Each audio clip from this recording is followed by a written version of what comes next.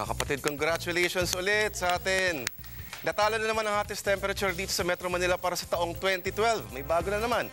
Umakyat na naman ang temperatura at pumalo sa 36.4 degrees Celsius. Kaya naman pala ang daming madaling malibadbaran. Nako, buong linggo ang tindi ng init sa NCR. Mula Sabado, isang beses lang pumalo sa 34 degrees ang temperatura na kung tutuusin, sobrang init na.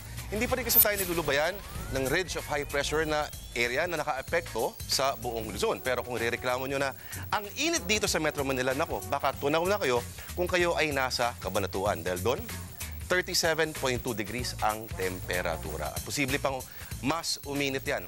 Dahil nga mainit, good weather ang inaasahan sa buong bansa. Kita naman dito sa ating Metro Weather Tracker. Maaliwalas ang weekend, kaya ang init asahan ding tatagal pa. Pero hindi pa rin nalialis ang posibilidad ng mga biglaang pag-ambon, lalo na po sa mga taga dyan po sa Mindanao. Okay, pero maiba tayo. What's in a name? Depende kung ano yung pangalan ng bayang kinalakihan mo.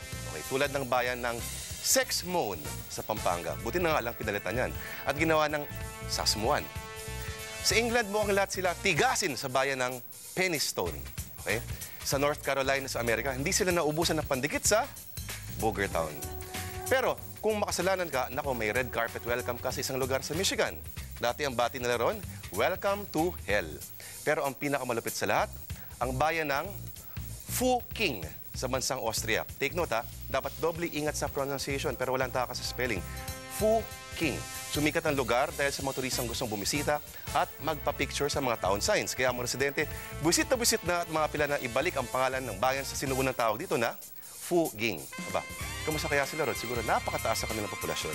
At yan ang ulat pa noon sa ngayon. Ako po si Lord De Vera, nagsasabing ang hindi marunong lumingon sa pinanggalingan, nahuhulog sa imbornal.